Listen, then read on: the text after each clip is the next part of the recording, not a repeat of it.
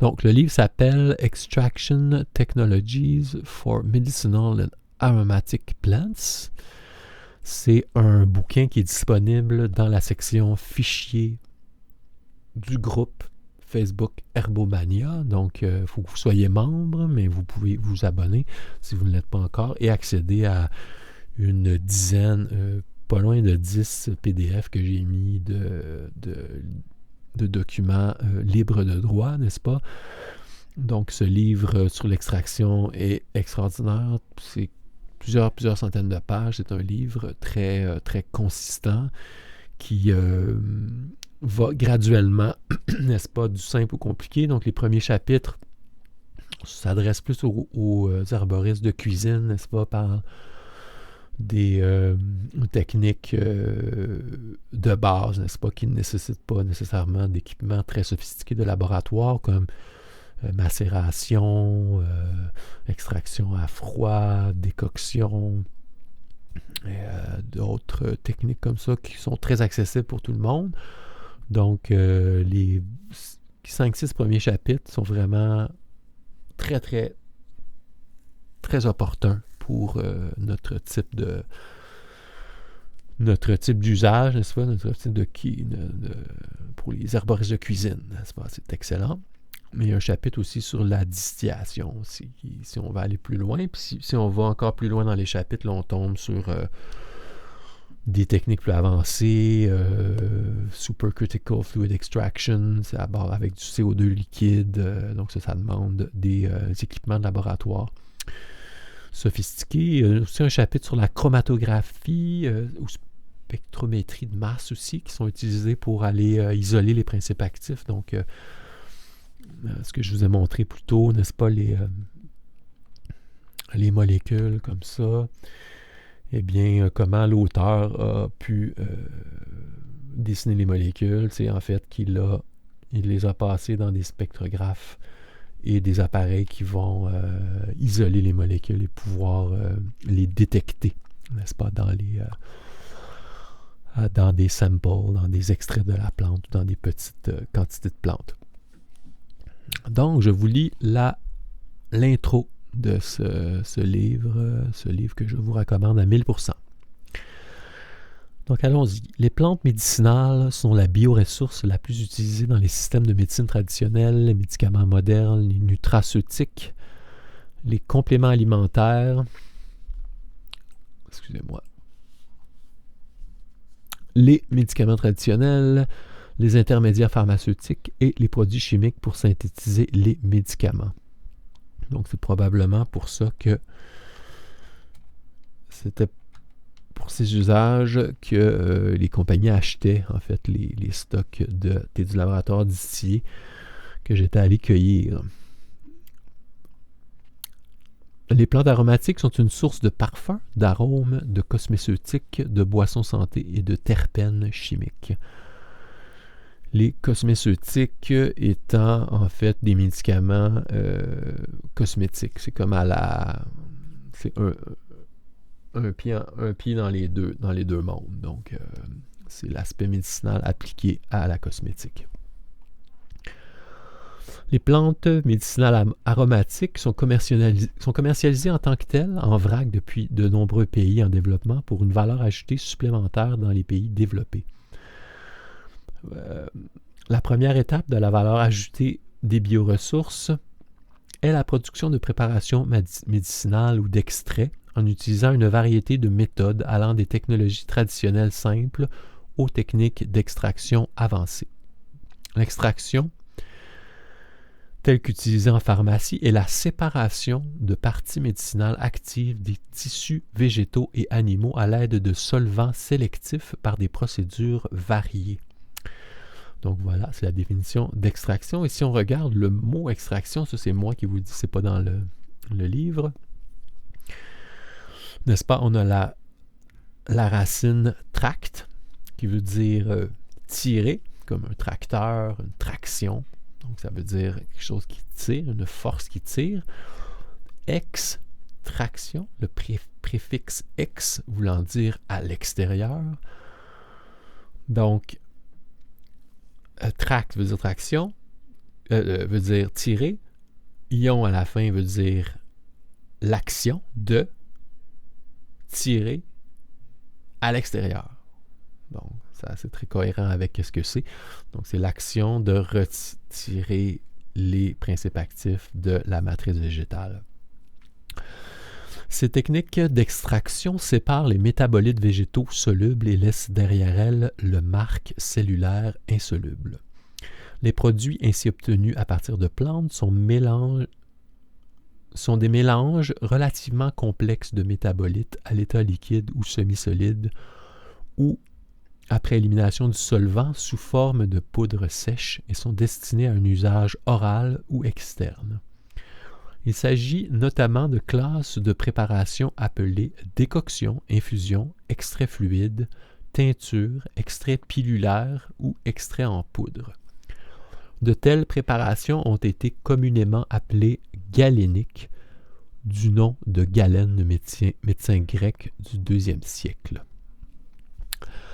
Le but des procédures d'extraction standardisées pour les médicaments bruts, c'est-à-dire les parties de plantes médicinales, est d'atteindre les doses thérapeutiquement souhaitées et d'éliminer les matières indésirables par traitement avec un solvant sélectif appelé menstruum.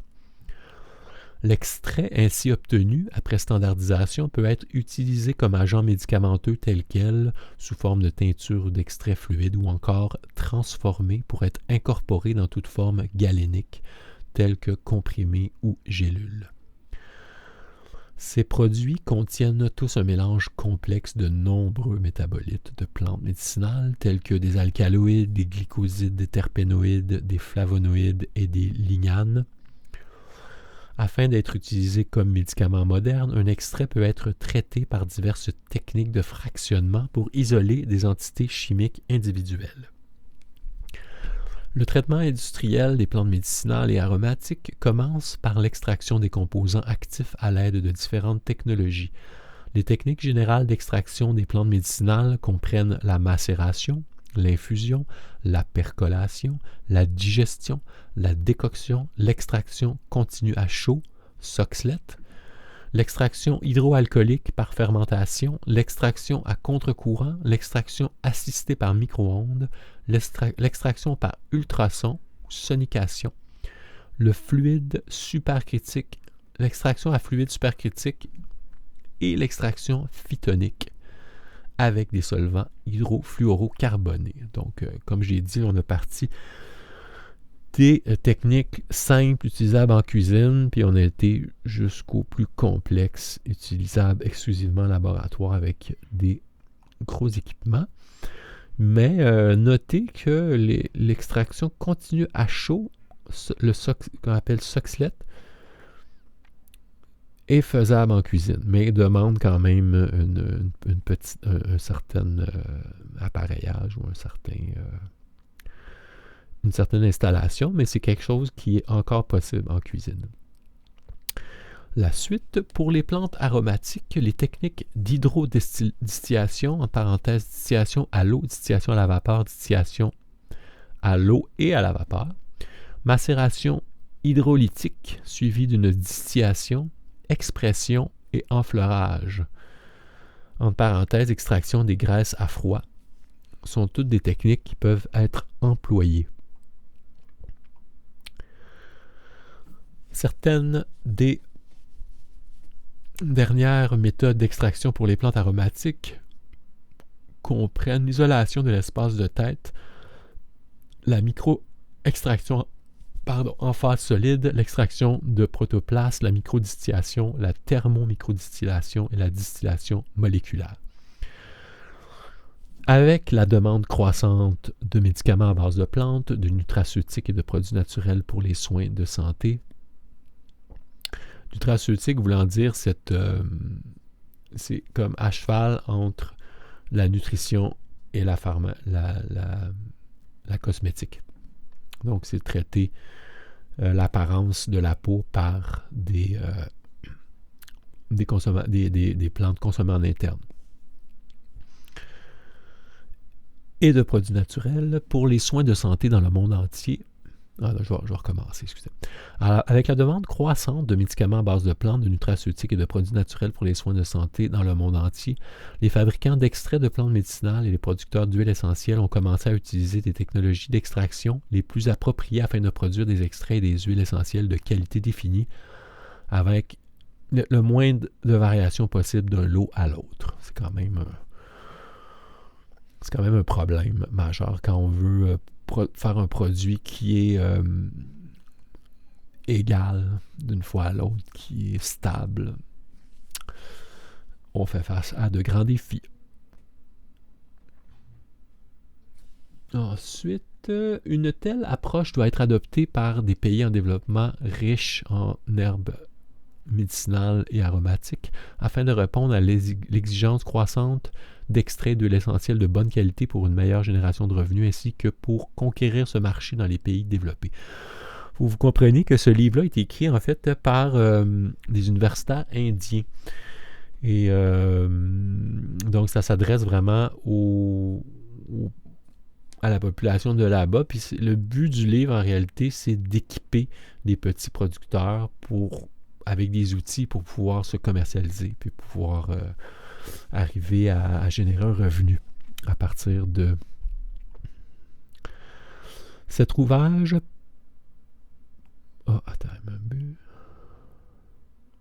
OK, ouais, là-dessus. Les paramètres de base influençant la qualité d'un extrait sont les parties des plantes utilisées comme matière première, le solvant utilisé pour l'extraction, le procédé ou technologie d'extraction utilisée, le type d'équipement utilisé et le ratio médicament brut extrait. L'utilisation d'une technique d'extraction de matériel végétal, d'un équipement de fabrication, d'une méthode d'extraction et d'un solvant approprié et le respect de bonnes pratiques de fabrication contribuent certainement à produire un extrait de bonne qualité. Cet ouvrage porte sur différentes techniques d'hydrodistillation, de distillation à la vapeur, de coobation, de distillation fractionnée d'huile volatile de plantes aromatiques, sur l'extraction eau, solvant et l'extraction par fluide supercritique. Il aborde également les technologies générales, spécifiques et avancées pour la préparation d'extraits de plantes médicinales et l'extraction d'huile volatile et de parfums à partir de plantes aromatiques. Cet ouvrage est destiné à doter les pays émergents et en développement de techniques d'extraction pouvant les aider à produire des extraits de qualité économique et compétitifs au niveau mondial. Bien évidemment, l'opportunité n'est pas disponible exclusivement aux pays en développement, mais également à tous. Donc, l'opportunité est vraiment réelle de développer des liens avec ces plantes médicinales et de créer des produits ou de créer des dérivés. Ça peut être des produits ou ça peut être l'enseignement aussi, au sens large, n'est-ce pas? Parce que l'intérêt est pour les produits, mais aussi pour ce savoir. Donc, il y a vraiment une grande opportunité, surtout à la lumière de la crise actuelle que l'on vit, n'est-ce pas? Crise des chaînes d'approvisionnement. On se rend compte que, OK, tout à coup, on se rend compte de tout le chemin que les produits que l'on achète empruntent pour se rendre de l'extraction de la matière première, ensuite à la manufacture, jusqu'au raffinage. Voilà, c'est de multiples étapes. Donc, les produits sont souvent extraits en Afrique, shippés en Asie, après ça, shippés ailleurs et pour revenir être vendus en Amérique. C'est écologiquement un désastre total. La quantité de pétrole qui est brûlée juste pour déplacer les matières premières vers les zones de manufacture et ensuite vers les zones de commercialisation, mais c'est comme probablement beaucoup plus d'énergie qui est dépensée en réalité à faire virevoyer les produits et les matières premières que pour la produire elle-même. Donc, c'est vraiment c'est une situation vraiment débile, complètement contre-productive, qui pourtant profite à beaucoup, parce que pourquoi ça continue, puis pourquoi les gouvernements, les institutions prônent la mondialisation, c'est parce que c'est payant. c'est payant, c'est payant, c'est payant pour beaucoup, beaucoup, beaucoup de monde ensemble là-dedans. C'est payant pour les intermédiaires, beaucoup. Très, très payant pour les intermédiaires. Parce que là, ils ont la possibilité d'aller faire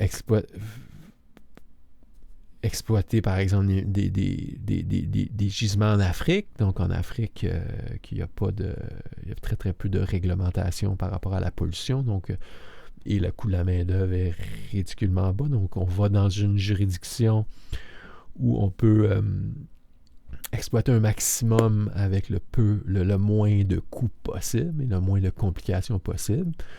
Pour l'industrie, je parle, parce que quand l'industrie a terminé avec le gisement, ben, en Afrique, il ne reste plus rien, là. On s'entend. Là. J'ai lu un livre qui s'appelle Noir Canada, puis qui parle exactement de comment qu'est-ce qui se passe au niveau des exploitations minières là-bas.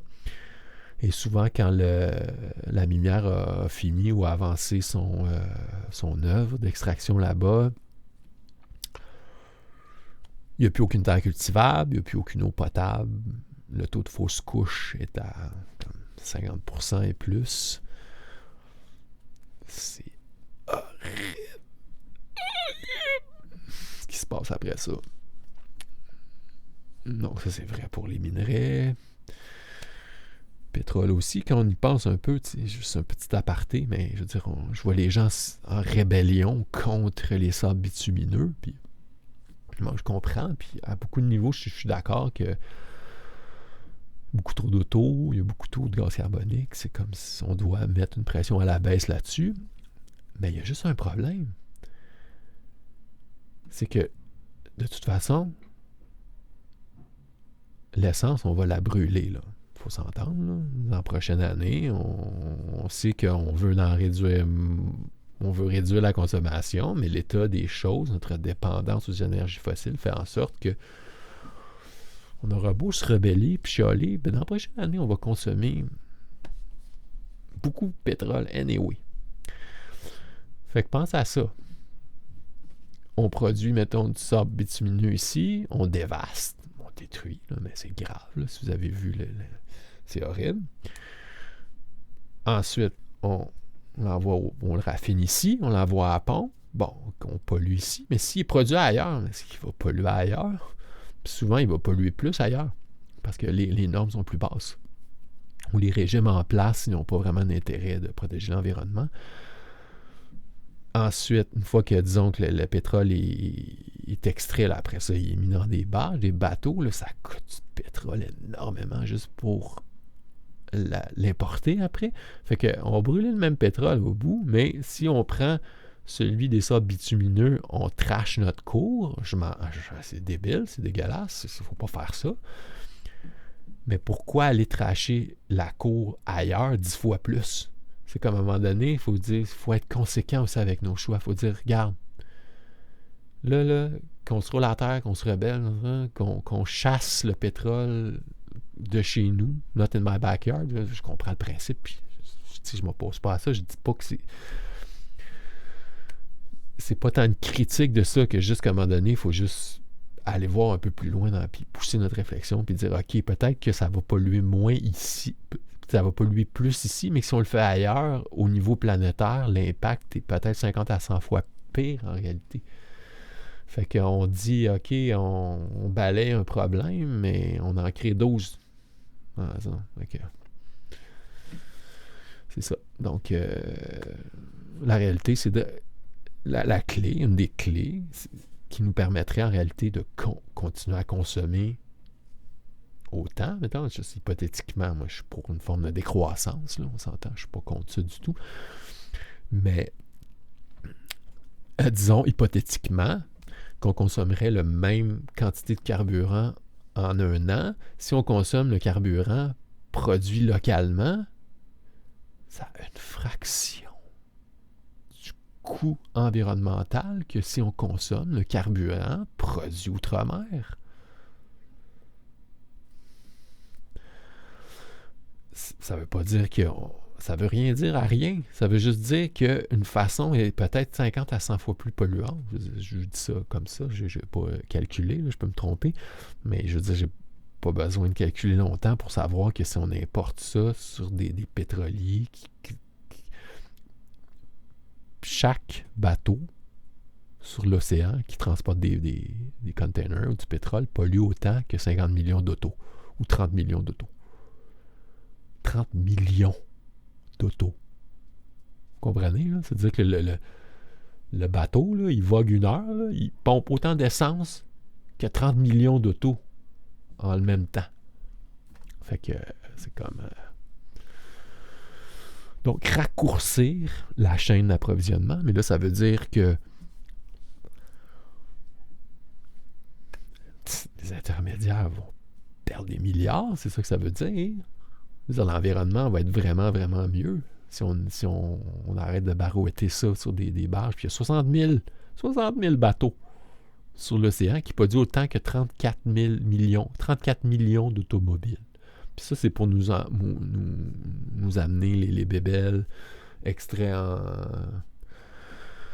Amérique du Sud, se transformant en Chine, shippé ailleurs. C'est capoté, là. C'est comme, à un moment donné, il faut vraiment réfléchir à ces questions-là.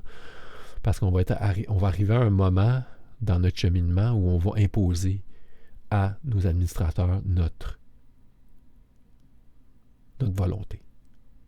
Parce que si tu payes un employé pour gérer le bien public, ça veut dire que s'il ne fait pas la job que tu lui dis, ben tu le vires. C'est ça que ça veut dire. C'est comme ça la relation d'employeur à employé. Même si on l'a oublié, même si on pense que c'est pas ça. Si tu as eu un enfant, tu l'as oublié ou pas, regarde, tu l'as eu, trop tard.